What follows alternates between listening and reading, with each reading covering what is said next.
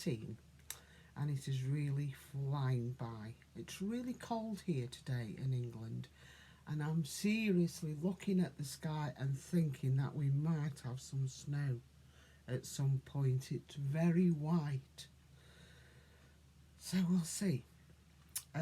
It's now 20 to 1. Done a little bit of cross stitch this morning on my crinkles, and we're going out now to get some coal for the fire, and might pop into that pottery shop I was telling you about, that's situated, it's not so much in Tunstall, it's Sandyford. And then we're going out for lunch. We've booked up at 3 o'clock at Hickory's Smokehouse, and that's in Gresty and Crewe. So yeah, I'll take some footage. Speak soon.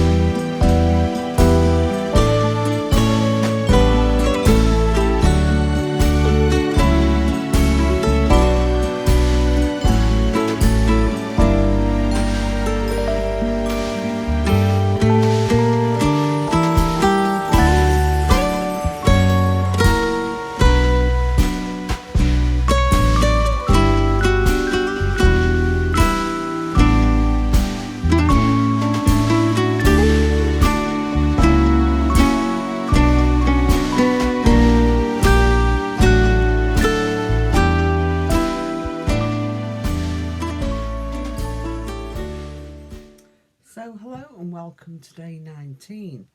So yeah, started off great yesterday and went to Churchill China just before Tunstall, that's a factory shop, and I've got some footage to show you. So I bought a couple of bowls and a couple of mugs from there, and yeah, went to Hickory Smokehouse for lunch, which was lovely.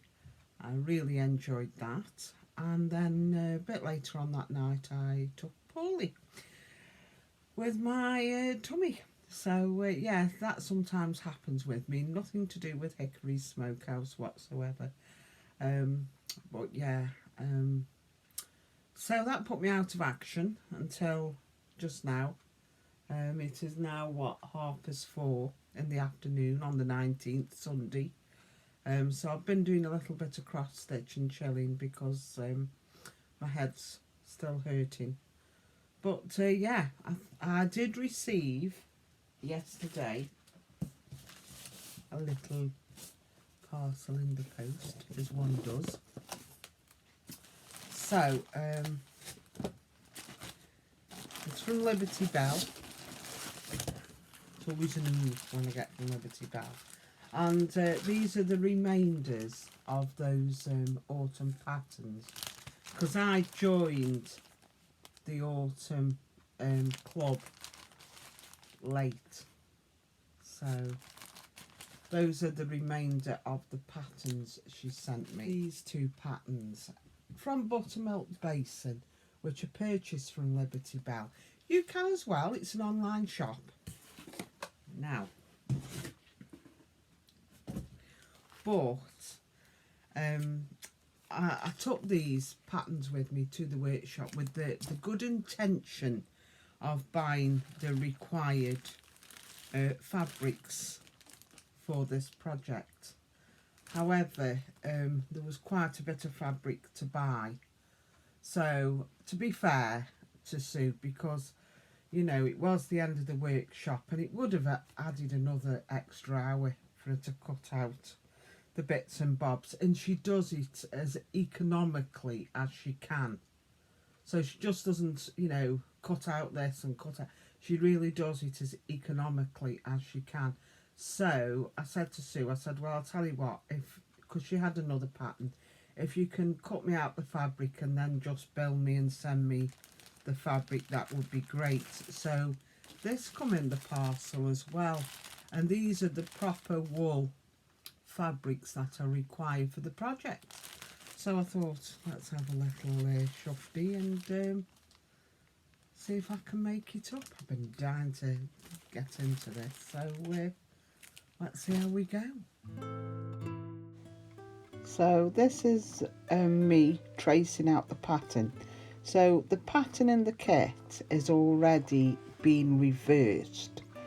So you just put your fusible webbing over the top of the pattern and just trace out the different components that you require. I like to use a Cassell pencil for this. It's just a lovely thick lead on it, and it just glides over the paper. So that's made by Cassell. So we use heat and bond fusible webbing, and yeah, I'm just tracing the silo at this moment. As you can see, like I say, everything is in mirror image. So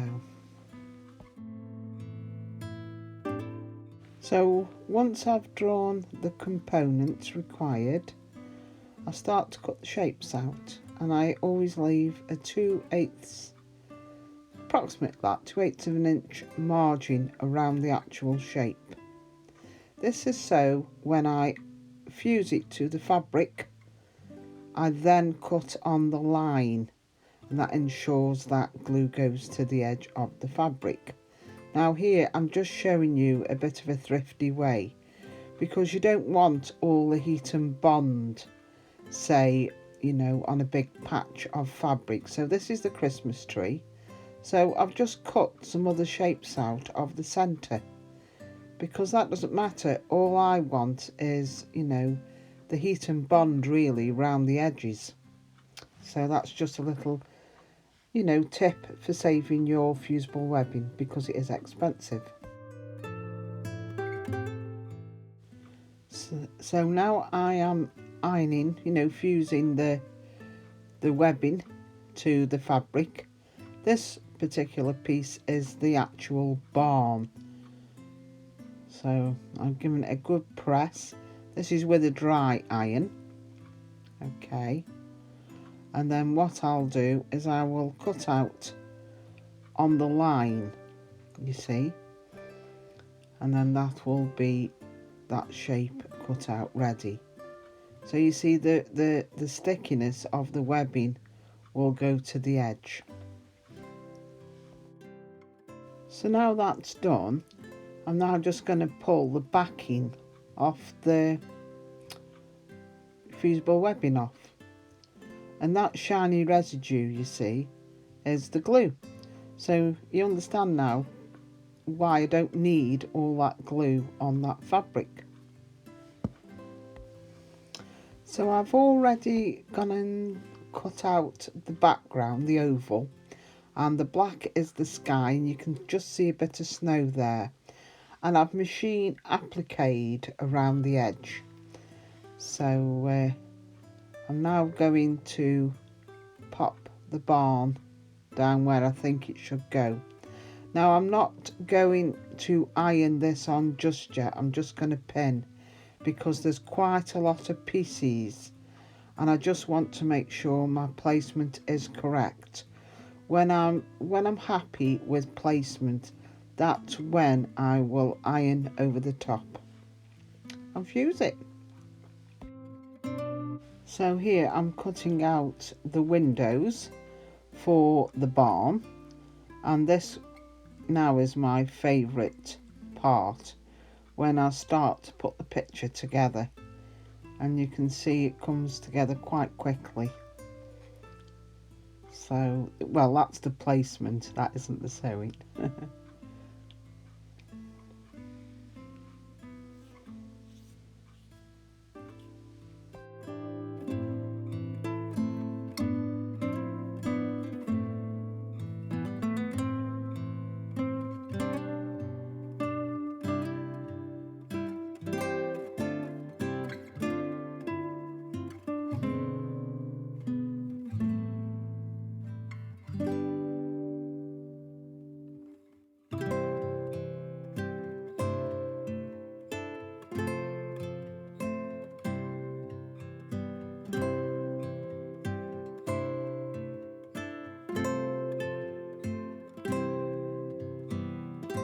So I hope you found that interesting.